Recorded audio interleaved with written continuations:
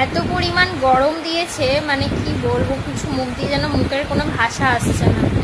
তো কদিন তো ভালোই বৃষ্টিটা হচ্ছিল, তবু ভালো লাগছিল। আর যেন বৃষ্টি নেই, আর যেন কিছুই ভালো লাগছে না। সারাদিন তো আজকে তোমাদের ভিডিও দিতেই পারিনি, ঐশীকে নিয়ে সারাদিন ব্যস্ত। তারপর ঘরের কাজকর্ম করতে করতেই কোথা দিয়ে যে কেটে গেছে বুঝতে পারিনি। আর তারপর প্রচুর গরম, হাতে যেটুকু সময় ছিল মনে করলাম ভিডিও করবো, বাট আর হয়ে ওঠেনি।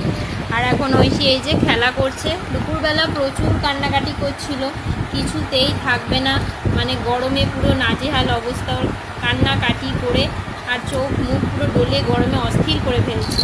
দেখো কী করবো, মানে ওকে আমি রাখতে পারছি না। আমাদের ঘরে এত গরম এত গরম, মানে আমি ওকে কোলে নিতে পর্যন্ত পারছি না, আমি নিজে দরদর করে ঘেমে যাচ্ছি। ওর কিছুই ভালো লাগছে না। ওর বাবা গেছে কাজে, অনেক কষ্টে মানে কাজকর্ম সেরেছি, ভোর 5টায় উঠে ঘরের কাজ করে, তার মধ্যেও উঠেছে, ওকেও ধরেছি, কাজও করেছি, এই করে করে মানে কীভাবে যে কেটেছে সারাদিনটা আমি বুঝতে পারিনি। তো জানি না কবে মানে বৃষ্টি হবে, বুঝতে পারছি না। ও এত কষ্ট পাচ্ছে আমাদের এই ঘরের গরমে, কোনো রকমে ওকে রেখেছি। তো এখন তোমাদের দাদা নিয়ে গেছে কাজে, ও কাজ থেকে এলে আবার সন্ধ্যের কিছু কাজ সারবো।